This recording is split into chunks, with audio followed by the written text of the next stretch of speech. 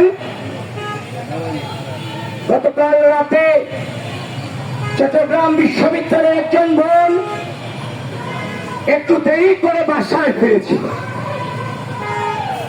যখন সে বাসায় ঢুকছিল, সেই বাসার দারোয়ান তার সাথে খারাপ বিহেভ করেছে এবং তার গায়ে হাত তুলেছে। এখন আপনাদেরকে প্রশ্ন করছি, আপনার যদি কোনো বোনের গায়ে হাত তোলে আপনি কি বসে থাকবেন? আমরা কি বসে থাকতে পারি? যখন আমার ভাইরা প্রতিবাদ জানানোর জন্য গিয়েছে, তখন সন্ত্রাসীরা আমার ভাইদের উপর গতকাল রাত থেকে আজকে দিন পর্যন্ত ন্যাক্কারজনক হামলা চালিয়েছে।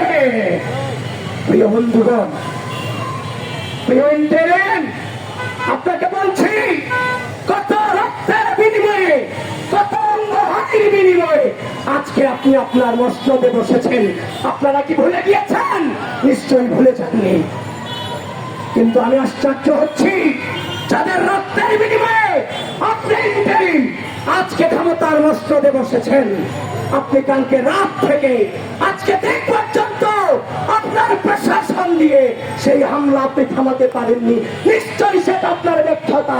এজন্য সেই ইন্টারিমকে বলছি, যদি দায়িত্ব পালনে ব্যর্থ হও তাহলে ক্ষমতা ছেড়ে দাও, দায়িত্ব ছেড়ে দাও, নিজের ব্যর্থতা স্বীকার করে নাও।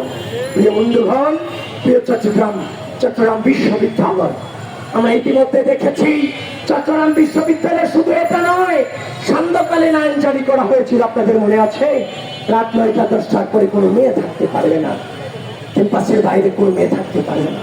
এভাবে সান্ধ্যকালীন আইন থেকে শুরু করে চট্টগ্রাম বিশ্ববিদ্যালয় প্রশাসন প্রত্যেকটা পরতে পরতে তার ব্যর্থতার প্রমাণ দিয়ে গিয়েছে, মব কেসকে দিয়েছে, যার চূড়ান্ত পরিণতি গতকাল আমরা দেখতে পেলাম। তাই প্রিয় চট্টগ্রাম বিশ্ববিদ্যালয়ের শিক্ষার্থীবৃন্দ, তোমরা মনে রাখবে, আমরা মরে যাইনি, আমরা বেঁচে আছি। এই ঢাকা বিশ্ববিদ্যালয় তোমাদের সাথে আছে, গোটা বাংলাদেশ তোমাদের সাথে আছে, যতক্ষণ না পর্যন্ত এর সুষ্ঠু বিচার হবে এবং সেই ধরনের সন্ত্রাসীদেরকে আগামী কয়েক ঘন্টার মধ্যে বিচারের আওতায় না আনবে, মনে রাখবে ইন্টারিম তোমাদের বিচার বাংলাদেশের জনগণ করবে। কারণ বাংলাদেশের মাটিতে একটা শিক্ষার্থীর রক্ত আর বরদাস্ত করা হবে না।